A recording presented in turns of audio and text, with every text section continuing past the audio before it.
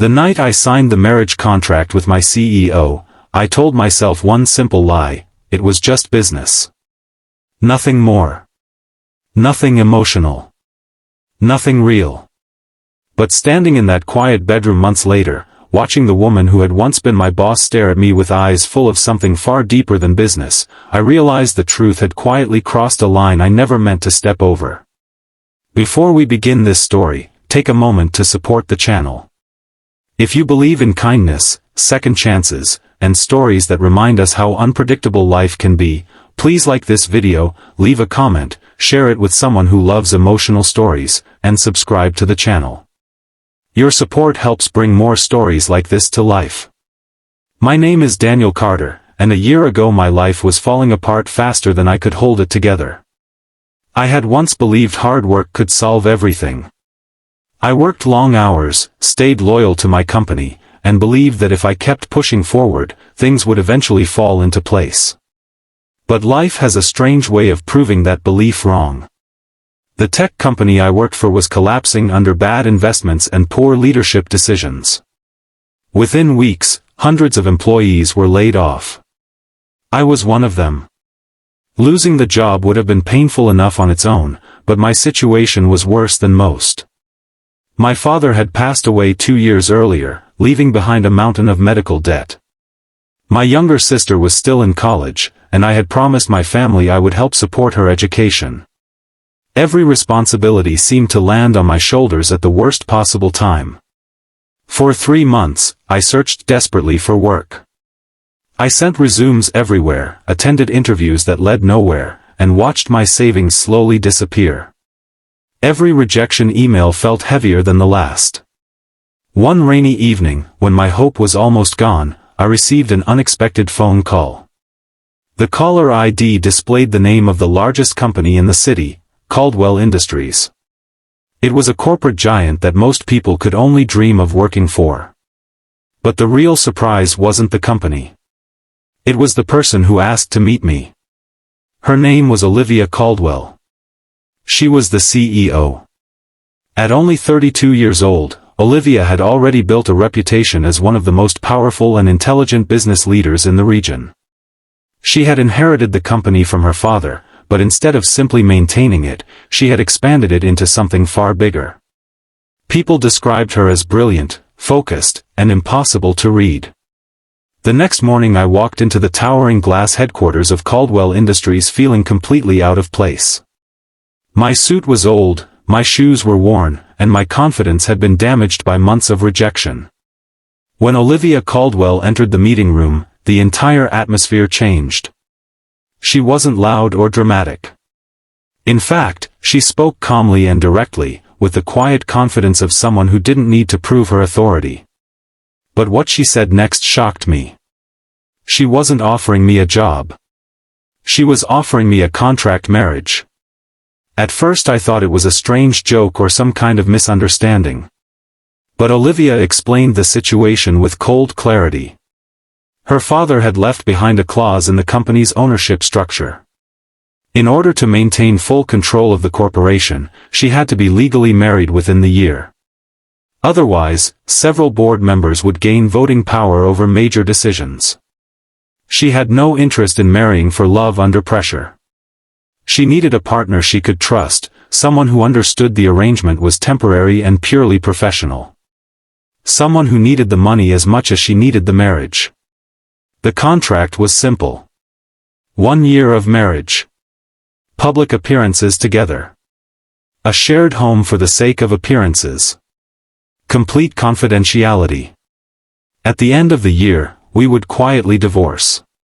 In return, she would pay me more money than I had ever earned in my entire career.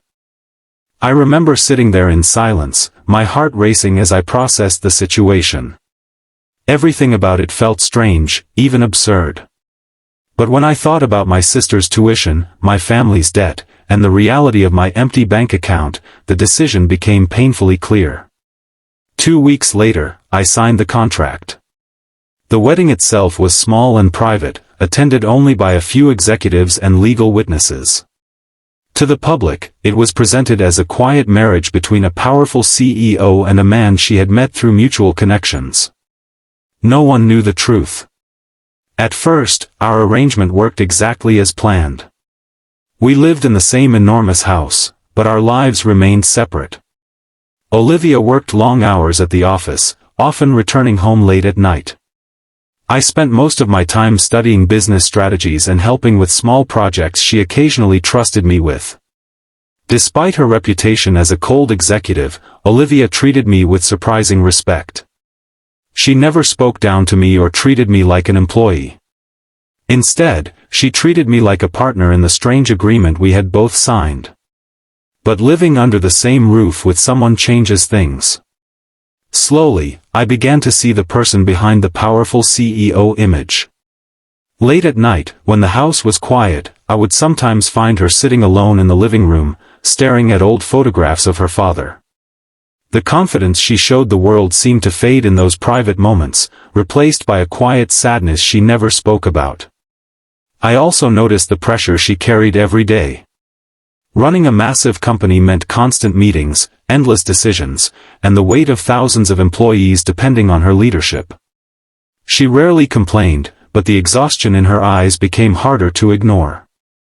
One night, after a particularly difficult board meeting, she returned home looking more drained than I had ever seen her. Without thinking, I made her a cup of coffee and left it on the table beside her. She looked at me with quiet surprise, as if kindness was something she rarely received. From that moment, something between us began to change. It wasn't dramatic or sudden. It was subtle. Small conversations during breakfast. Quiet laughter during late-night work sessions. Moments where the business contract between us seemed to fade into the background. For the first time in months, I felt like my life had direction again. But everything changed on a cold winter evening. That night, Olivia and I attended a high-profile corporate event where several board members were present. The entire evening was about appearances, smiling for cameras, shaking hands, and presenting the image of a successful married couple. But behind those smiles, tensions were rising within the company. One particular board member, Richard Halston, had been trying to undermine Olivia's leadership for months. He believed she was too young to run the corporation and wanted to gain control himself. At the event, he publicly questioned her decisions in front of several investors. I watched as Olivia maintained her calm composure, responding professionally to every accusation. But I could see the anger burning quietly behind her controlled expression. Later that night, when we returned home, the emotional pressure finally broke. For the first time since I had known her, Olivia looked completely vulnerable. She stood in the bedroom, the silence between us heavy with everything she had been holding inside. That was the moment our contract marriage crossed the line. Not in a dramatic or reckless way, but in a deeply human one. Because for the first time, Olivia Caldwell didn't look at me like a business partner. She looked at me like someone who needed support. And in that moment, I stopped seeing her as my CEO. I saw her as a person who had been carrying the weight of the world alone. From that night forward, everything between us changed. The distance we had carefully maintained began to disappear. We started spending more time together outside of business obligations. Long conversations replaced the quiet silence of our early months.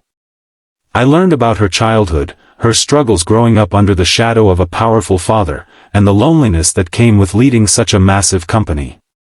And she learned about me. About my family. About the responsibilities that had pushed me into accepting the contract in the first place. The more we shared, the harder it became to pretend our marriage was just an agreement on paper. But the contract still existed. And the one-year deadline was approaching.